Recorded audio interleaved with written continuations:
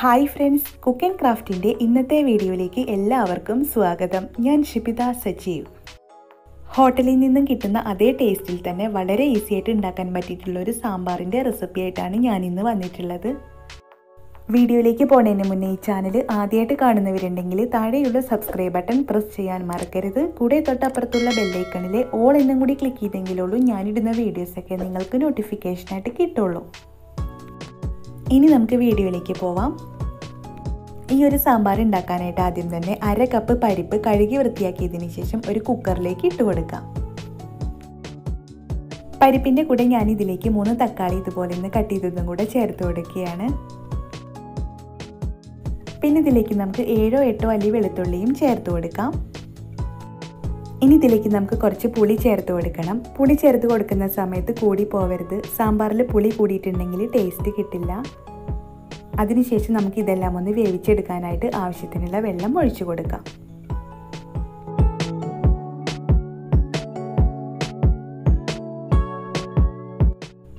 വെള്ളം ചേർത്തതിന് ശേഷം നമുക്ക് കുക്കർ അടച്ചു വെച്ച് അടുപ്പത്ത് വെക്കാം. പരിപ്പും തക്കാളിയും എല്ലാം കുക്കാവാനായിട്ട് ഒരു 3 വിസിൽ കൊടുത്താൽ മതിയാവും. ഇനി നമുക്ക് ഉലുവയും ജീരകവും എല്ലാം ചൂടാക്കി പൊടിച്ചെടുക്കാനുണ്ട്. അതിനായിട്ടൊരു പാൻ അടുപ്പത്ത് വെക്കാം. പാൻ ഒന്ന് ചൂടായി വന്നതിന് ശേഷം ഞാൻ ഇതിലേക്ക് 1 ടീസ്പൂൺ ഉലുവ ഇട്ട് കൊടുക്കുകയാണ്.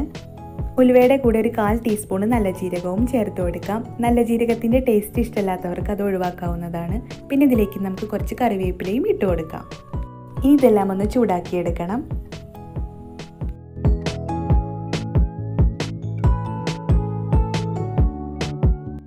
ഇവിടെ ഇപ്പോൾ ഉലുവയും ജീരകവും എല്ലാം നല്ലപോലെ ചൂടായി വന്നിട്ടുണ്ട്. ഇനി ഇത് പൊടിച്ചെടുക്കാനായിട്ട് ഒരു മിക്സിയുടെ ജാറിലേക്ക് ഇട്ട് കൊടുക്കാം. നല്ല ഫൈനായിട്ട് തന്നെ ഞാനിവിടെ പൊടിച്ചെടുത്തിട്ടുണ്ട്. ഇനി നമുക്ക് കുക്കർ ഒന്ന് തുറന്ന് നോക്കാം. ഇവിടെ ഇപ്പോൾ തക്കാളിയും പരിപ്പുമെല്ലാം നല്ലപോലെ വെന്ത് വന്നിട്ടുണ്ട്. ഇനി ഇതെല്ലാം ഒന്ന് അരച്ചെടുക്കുകയാണ് വേണ്ടത്. അതിനായിട്ടൊരു മിക്സിയുടെ ജാറിലേക്ക് ഇട്ട് കൊടുക്കാം. ഇതെല്ലാം ഒന്ന് തണുത്തതിന് ശേഷം വേണം അരച്ചെടുക്കാനായിട്ട്. അതിനു മുന്നേ ഞാൻ ഇതിലേക്ക് ഒരു ചെറിയ കഷ്ണം കായം കൂടി ചേർത്ത് കൊടുക്കുകയാണ്. കായം ചേർത്തതിന് ശേഷം നമുക്കിത് നല്ല പേസ്റ്റ് രൂപത്തിലൊന്ന് അരച്ചെടുക്കാം. ഇനി നമുക്ക് സാമ്പാർ ഉണ്ടാക്കാനായിട്ട് ഒരു പാൻ അടുപ്പത്ത് വെക്കാം. പാൻ ഒന്ന് ചൂടായി വന്നാൽ ഞാനിതിലേക്ക് കുറച്ച് വെളിച്ചെണ്ണ ഒഴിച്ചു കൊടുക്കുകയാണ്. എണ്ണ നല്ലപോലെ ഒന്ന് ചൂടായി വന്നതിന് ശേഷം ഞാനിതിലേക്ക് 10 ചെറിയ ഉള്ളി ഇട്ട് കൊടുക്കുകയാണ്. പിന്നെ ഇതിലേക്ക് നമുക്ക് 4 or 5 വെണ്ടയ്ക്ക് ഇതുപോലെ ഒന്ന് കട്ട് ചെയ്തതും കൂടെ ചേർത്ത് കൊടുക്കാം. ഇനി ഇതെല്ലാം ഒന്ന് വഴറ്റിയെടുക്കണം. ഇവിടെ ഞാൻ വളരെ കുറച്ച് പച്ചക്കറി മാത്രം ചേർത്താണ് സാമ്പാർ ഉണ്ടാക്കുന്നത്. നമുക്ക് വേണമെങ്കിൽ കൂടുതൽ പച്ചക്കറി ഇതിലേക്ക് ചേർത്ത് കൊടുക്കാവുന്നതാണ്. വെണ്ടയ്ക്കയും ചെറിയുള്ളിയും വഴറ്റിയെടുത്തതിന് ശേഷം നമുക്കിതിലേക്ക് 1 ടീസ്പൂൺ മഞ്ഞൾപ്പൊടി ചേർത്ത് കൊടുക്കാം.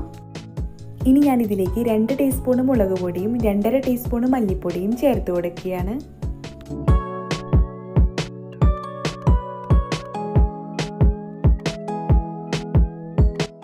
ഇനി നമുക്ക് പൊടികളെല്ലാം ചൂടാക്കിയെടുക്കണം. പൊടികളെല്ലാം ചൂടാക്കിയെടുത്തതിന് ശേഷം നമുക്കൊരു തക്കാളി ഇതുപോലെ ഒന്ന് കട്ട് ചെയ്തതും കൂടെ ചേർത്ത് കൊടുക്കാം. തക്കാളി ഒന്ന് കുക്കായി വരുന്നവരെ നമുക്കിതൊന്ന് ഇളക്കി കൊടുക്കാം.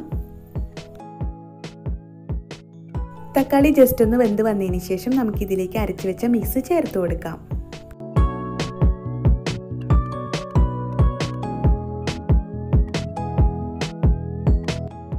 ജാറ് കഴുകിയെടുത്ത വെള്ളം കൂടി ഞാൻ ഇതിലേക്ക് ഒഴിച്ചു കൊടുക്കുകയാണ്. ആ സമയത്ത് നമുക്കിതിലേക്ക് കറിയുടെ കട്ടിക്കനുസരിച്ച് വെള്ളം ഒഴിച്ചു കൊടുക്കാവുന്നതാണ്.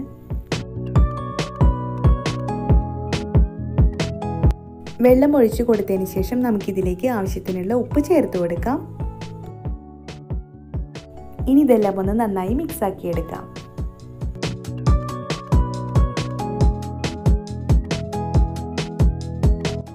കറിയിൽ കട്ടി കൂടുതലായതുകൊണ്ട് ഞാൻ കുറച്ച് വെള്ളം കൂടി ഒഴിച്ചു കൊടുക്കുകയാണ്. ഇനി ഇതിലേക്ക് നമുക്ക് 3 പച്ചമുളക് കീറിയതും ചേർത്ത് കൊടുക്കാം.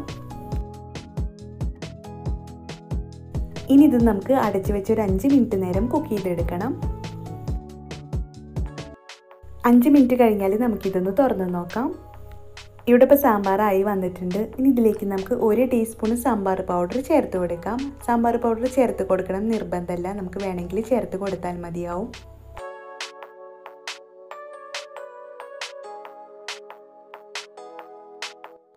ഇനി നമുക്ക് സാമ്പാറിലേക്ക് നേരത്തെ പൊടിച്ചു വെച്ച ഉലുവയും നല്ല ജീരകവും ചേർത്ത് കൊടുക്കാം. ഇതിന് ജസ്റ്റ് ഒന്ന് ഇളക്കി കൊടുത്തതിന് ശേഷം നമുക്കിതിലേക്ക് ചെറുതായി കട്ട് ചെയ്ത് വെച്ച മല്ലിയില ചേർത്ത് കൊടുക്കാം. മല്ലിയില ചേർത്തതിന് ശേഷം നമുക്ക് തീ ഓഫ് ചെയ്യാം. ഇനി നമുക്ക് സാമ്പാർ വറുത്തെടുക്കാനുണ്ട്. അതിനായിട്ടൊരു പാനിൽ കുറച്ച് വെളിച്ചെണ്ണ ചൂടാക്കിയെടുക്കാം. എണ്ണ നന്നായി ഒന്ന് ചൂടായി വന്നതിന് ശേഷം നമുക്കിതിലേക്ക് 1 ടീസ്പൂൺ കടുക് ഇട്ട് കൊടുക്കാം. കടുകൊന്ന് പൊട്ടി വന്നാൽ നമുക്കിതിലേക്ക് ഒരു 4-5 വറ്റൽമുളക് പൊട്ടിച്ചതും കുറച്ച് കറിവേപ്പിലയും ചേർത്ത് കൊടുക്കാം. ഇനി ഇതൊന്ന് മൂപ്പിച്ചെടുക്കണം. അതിനുശേഷം നമുക്കിത് സാമ്പാറിലേക്ക് ചേർത്ത് കൊടുക്കാം. ഇപ്പോൾ ഇവിടെ ഹോട്ടൽ സ്റ്റൈലിലുള്ള സാമ്പാർ റെഡി ആയിട്ടുണ്ട്. എന്തായാലും ഇതുപോലെ ഒന്ന് ഉണ്ടാക്കി നോക്കണം. എന്നിട്ട് അഭിപ്രായം അറിയിക്കാൻ മറക്കരുത്. ഒപ്പം ഷെയർ ചെയ്യാനും മറക്കരുത്. അടുത്ത നല്ലൊരു റെസിപ്പി ആയിട്ട് വരുന്നവരെ ഇന്ന് വിട പറഞ്ഞു പോകുന്നത് ഷിബിത സജീവ്. Thank you.